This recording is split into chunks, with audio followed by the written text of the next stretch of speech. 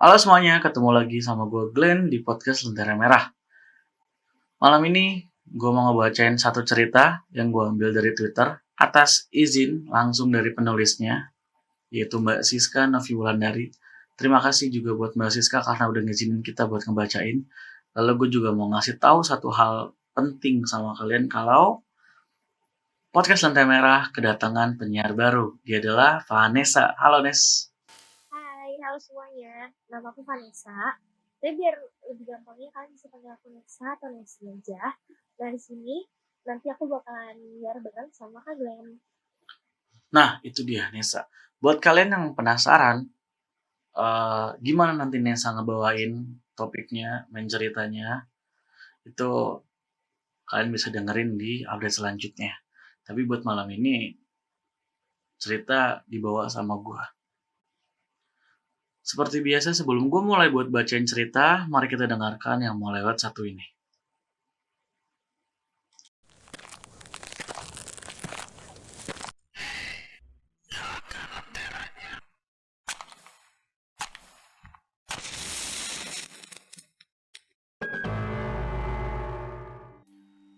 Lemah Kuburan, Horror Story by Me, yaitu Mbak Siska Novi itu sendiri, diangkat dari kisah nyata. Penulis @Siska Novi W. Pak Rafiq dan keluarga baru saja pindah dari kota ke sebuah desa yang berada di selatan kota Jember. Kebetulan beliau adalah seorang dokter yang ditugaskan ditempatkan di sana. Pak Rafiq dibeli fasilitas rumah dan kendaraan sepeda motor untuk mempermudah kehidupannya di sana selama bertugas di sana selama setahun. Beliau memang menjadi dokter pengganti sementara. Ya, karena perannya sebagai pengganti dokter Bayu. Selama setahun di sana, akhirnya pihak desa memberikan rumah yang sudah tidak pernah ditinggali oleh pemiliknya. Entah si pemilik kemana. Namun, rumah itu sudah diamanahi untuk ditempati oleh tamu desa jika berkunjung ke sana. Nah, Rofik, ini kunci rumah jenengan. Nanti ada sepeda motor biar diantar Tarpin ke sana. Ucap Pak Lurah. Pak Rafiq yang saat itu senang dengan sambutan warga di sana, menjadikan dirinya semakin semangat untuk mengemban tugas menjadi dokter puskesmas. Ya walau hanya setahun. Tiba di ujung jalan, Pak Rafiq beserta istrinya melihat sebuah rumah yang jarak antara rumah warga lainnya agak jauh. Kurang lebih berjarak 50 meter rumah itu sendiri. Hanya Mbak Jainul yang menjadi tetangga dekat mereka. Saat memasuki rumah, hawa terasa aneh. Yah, kok perasaanku gak enak ya?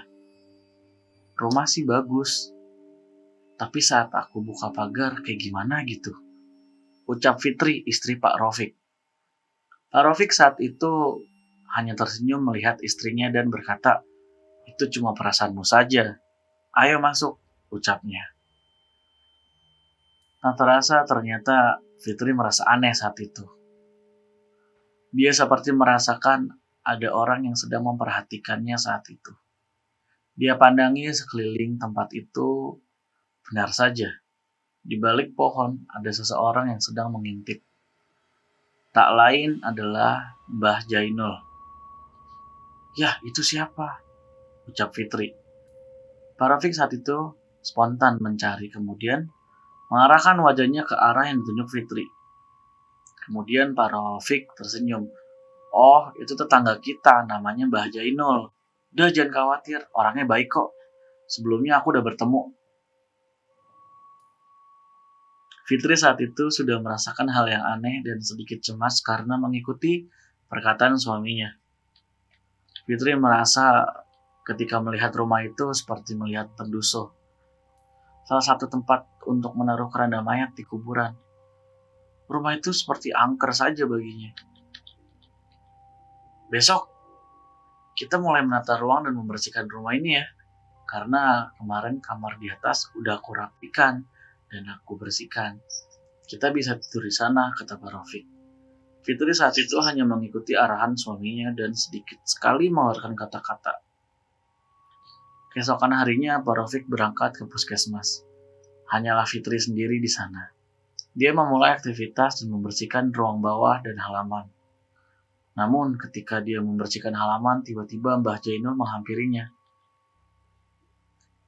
"Duk, sedang bersih-bersih ya? Mampir ke rumah. Kebetulan saya tinggal dengan cucuku. Dia sudah mau lulus SMK sebentar lagi," ucap Mbah Jainul. Fitri yang saat itu ragu-ragu akhirnya memberanikan diri untuk menghampirinya. "Nggih, Mbah. Kenalkan saya Fitri, istrinya Pak Rofik," ucapnya dengan tersenyum. Fitri memang bukan orang yang gampang dekat dengan orang. Sifatnya yang pendiam dan susah ditebak menjadikan dirinya agak dijauhi oleh orang-orang yang mengenalnya. Usai perbincangan itu, Fitri mendengar suara benda berjatuhan di dapurnya. Mbah Jainul yang saat itu terkejut hanya terdiam dan memperhatikan lurus ke arah jendela dapur. Fitri yang saat itu mendengar langsung berlari dan melihat apa yang terjadi. Dia melihat peralatan di dapurnya sudah bergeletakan di tanah, dan ada juga yang pecah. Memang sedikit aneh, apa yang terjadi sungguhlah di luar akal pikiran Fitri saat itu. Mbak Jainul mengikuti Fitri masuk ke dalam rumah dan mendapati dapur sudah porak-poranda. "Gusti, aduh nomolo, takakno selamat," ucap Mbah Jainul dengan meninggalkan Fitri sendiri yang bingung dengan apa yang terjadi. Waktu berlalu, Fitri melupakan apa yang terjadi saat itu. Ia memilih tidak menceritakan kepada Pak Rofik, suaminya, karena melihat kondisi suami yang sangat letih dan tidak memungkinkan untuk menceritakan kejadian di luar logika. Pak Rofik bukanlah tipe orang yang percaya pada gaib. Namun setelah kejadian itu, hal serupa juga sering terjadi. Ketika waktu akan memasuki ba'da maghrib dan hampir subuh,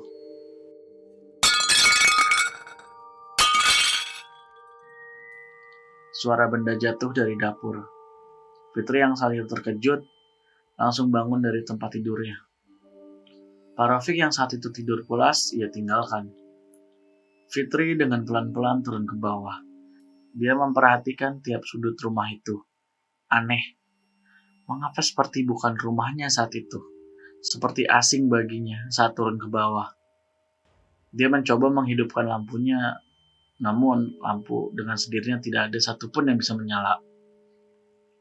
Untung saja ada senter yang memang digantung pada tembok tangga. Ya, untuk jaga-jaga saat lampu mati atau kondisi darurat. Ia ambil senter itu dan mulai menyorot tiap sudut ruangan. Saat dia menginjak lantai ruang bawah, dia merasa aneh karena kakinya sedikit basah. Dia tetap menyoroti setiap sudut ruangan dan bergegas ke arah dapur. Ia khawatir rumahnya dimasuki maling. Tiba di dapur, dia mencoba menyalakan lampu lagi. Tapi tetap saja tidak bisa menyala. Lampu senter tiba-tiba konslet. Tidak disadari Fitri, sesuatu yang berdiri di belakangnya. Akhirnya senter menyala. Namun ada sesuatu yang membuat mata Fitri terbelalak. Ketika senter menyorot ke sudut kanan dapur, yang mana terlihat sosok pocongan hanya separuh badan, dan bagian badannya lagi tenggelam ke bawah. Dia melihat dapur saat itu berubah menjadi lemah atau tanah. Tangan Fitri sudah gemetaran dan keringat dingin keluar dari tubuhnya. Dia mencoba mengarahkan senter ke sudut itu. Namun, di sana tidak ada apa-apa. Kemudian terdengar suara dari belakangnya. "Pergi." Saat Fitri menoleh, pocong dengan wajah hancur sedang tertawa kepadanya. Fitri langsung menjerit. Pak Rofik yang pulas kemudian terbangun dan berlari ke bawah. Dia mendapati istrinya sudah menjerit ketakutan di bawah meja makan. Pak Rofik segera memeluknya.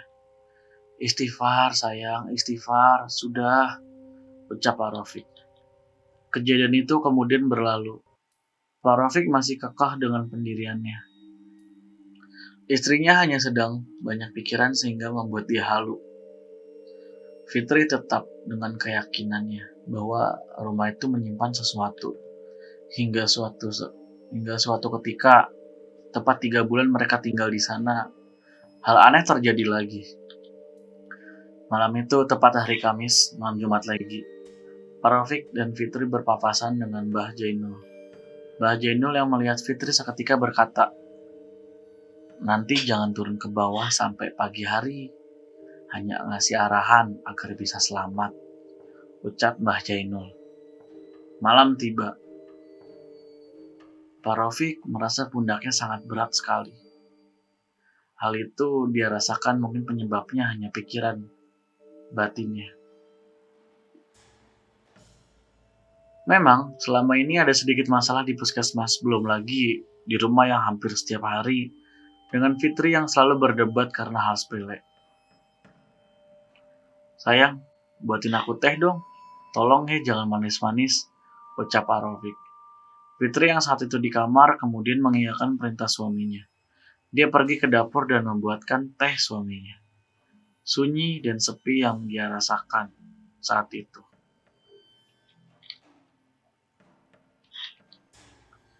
Dia melihat jendela yang mengarah keluar. Fitri terpaku dengan sesuatu yang memperhatikannya dari kejauhan. Dia tidak bisa melihatnya dengan pasti karena memang saat itu kondisi di luar gelap. Akhirnya dia mengambil senter. Dia sorot senter keluar rumah. Ada yang berlari di balik pohon nangka. Fitri agak terkejut karena dia melihat sesosok yang bertubuh besar dan berbulu lebat yang berlari. Akhirnya Fitri bergegas mengambil teh dan hendak membawanya ke atas. Takut keburu dingin. Tiba-tiba pintu dapur tertutup dengan sendirinya. Fitri terkejut, bukan main. Kala itu pintu tak bisa dibuka dan lampu kemudian mati. Untung saat itu dia memegang senter. Tanpa dia sadari, teh yang dia bawa terjatuh dan pecahan belingnya mengenai kakinya. "Sayang, tolong! Sayang, tolong buka pintu! Aku kekunci!" ucap Fitri sambil mendobrak pintu. Perasaannya sudah tidak enak lagi. Dia mulai menginjak sesuatu yang basah di kakinya. Di sudut dapur dia melihat sesuatu yang akan keluar dari tanah. Entah apa, dia mulai takut. Ternyata sebuah rambut keluar dari tanah itu. Fitri menjerit ketakutan lantaran dia melihat sosok yang keluar dari tanah itu berambut panjang dan wajahnya penuh dengan darah. "Cah ayu, mrene, aku njuk getihmu titik ae." Lirik sosok itu dengan mendekati Fitri. Fitri hanya menjerit dan memukul-mukul pintu agar suaminya mendengarnya. Sosok itu menghampiri Fitri dan meraih kakinya. "Suwe aku ora mangan getih, kene cahayu. Getih kentelmu kayak obat luweku selama iki," tegas sosok itu. Kemudian pintu terbuka dan Pak Rafiq melihat Fitri akan ditarik sosok itu ke dalam tanah. Sontak, Pak Rafiq langsung menarik Fitri dan mengumandangkan azan. Hal itu dilakukan agar sosok itu segera hilang dan benar saja. Kumandang azan, ia ucapkan dan sosok itu kepanasan. Sosok itu kepanasan dan berubah bentuk menjadi siluman ular yang berlidah panjang. Kemudian sosok itu masuk lagi ke dalam tanah. Suasana kemudian kembali normal kembali. Pak Rafiq memeluk Fitri. "Maafkan aku sayang, selama ini tidak mempercayai kata-katamu," ucap Pak Rafiq. Keesokan harinya, mereka bertemu dengan Mbah Jainul dan menanyakan sesuatu mengenai rumah yang ditinggalinya. "Bien, omah kui dipanggoni sama keluarga yang garis hidupnya bejo. Pak Samiun namanya. Dia memiliki istri yang namanya Bu Khotimah dan 4 anak yang pintar, ucap Mbah Jainul. Saking bejo uripe, dia sampai punya sawah dan lahan tanduran di mana-mana. Orangnya yang nggak medit, nggak pelit, dan loman, suka memberi. Petaka itu dimulai ketika dia mempekerjakan seorang pembantu di rumahnya. Namanya Warsinah. Dia bekerja menjadi pembantu di sana. Aku juga mengenalnya. Dia awalnya orang yang baik. Entah mengapa tiba-tiba dia menjadi seperti itu. Kabarnya, dia iri dengan keharmonisan rumah tangga Bu Khotimah dan anak-anaknya karena nasibnya tak seberuntung mereka. Warsinah memiliki suami yang suka mabuk-mabukan dan juga menghabiskan celengannya Warsinah, tabungannya yang buat yang nggak tahu. Anaknya yang sematawayang juga nurun bapaknya, jadi anak nakal. Tidak heran jika Warsinah sering diperlakukan kasar oleh anak dan suaminya. Suatu hari, Pak Samiun niatnya cuma bercanda. Tidak ada niat serius melukai hati Warsinah saat itu. Guyon. Pak Samiun itu bilang, "Oh alana, seumpama awakmu iki sik ayu gak buluk ngono, tarabi karo aku." Ucapan itu yang membuat Warsinah sakit hati kepada Pak Samiun dan semua. Mau ngomong biasa jadi mulai uripe Pak Samiun. Warsinah datang ke dukun terkenal di seberang desa. Dia meminta untuk membalaskan dendam kepada Pak Samiun dan keluarga. Akhirnya dia diberi sebuah buntelan yang isinya lemah kuburan. Jadi lemah itu dipendam di dapur sama Warsinah tanpa sepengetahuan Pak Samiun dan keluarga. Lemah itu pembawa sial untuk tempat tinggal Pak Samiun. Dulu Pak Samiun tiba-tiba usahanya bangkrut dan tanahnya di mana-mana dijual. Tak jarang juga aku mendengar beliau tukaran sama istrinya. Tukaran tuh maksudnya berantem ya. Tukaran di sini. Warsinah setelah melakukan hal itu kemudian berhenti dan memutuskan kerja jadi TKW. Pak Samiun dan keluarga akhirnya pindah ke kota memulai bisnis di sana. Dan alhamdulillah sekarang mereka bisa mengembalikan lagi apa yang hilang. Rumah itu dipasrahkan ke kelurahan sama Pak Samiun. Dibuat singgah untuk tamu yang berkunjung ke sini. Tapi tak jarang juga mereka melihat hal-hal aneh di sana. Bahkan dulu juga ada yang sampai pergelangan tangannya mau putus dan untungnya cepat ketahuan dan langsung dibawa ke rumah sakit. Jadi seperti itu ceritanya. Makanya dulu Narofik, aku suruh tidur di atas saja, jangan di bawah. Karena saya khawatir lemah kuburannya dipendam di bawah buat jaga-jaga aja biar kejadian buruk tidak terjadi. Sejak kejadian itu, Pak Rofik dan Fitri memutuskan pindah di dekat puskesmas. Mereka tidak bisa tinggal di rumah dinas karena rumah itu dijadikan unit tambahan untuk program pemerintah desa selama setahun. Dan the end. Gitu ceritanya. Serem ya? Serem gak sih, Nes? Serem sih. Asli. Nih, kalau kesimpulan yang bisa kita ambil dari cerita ini yaitu buat jaga-jaga omongan. Kita nggak pernah tahu apa yang dirasain sama orang lain. Niat kita bercanda, tapi kalau orang lain nganggapnya serius, bahaya juga kan? Ya nggak sih? Karena bercanda belum tentu gak nyakitin perasaan orang yang dibercandain sih. Ya, benar. Itu dia. Makanya banyak orang yang suka nggak bisa memposisikan ya. Kayak main asal bercanda padahal kan nggak semua mental orang lagi siap gitu buat dibercandain gitu. Iya.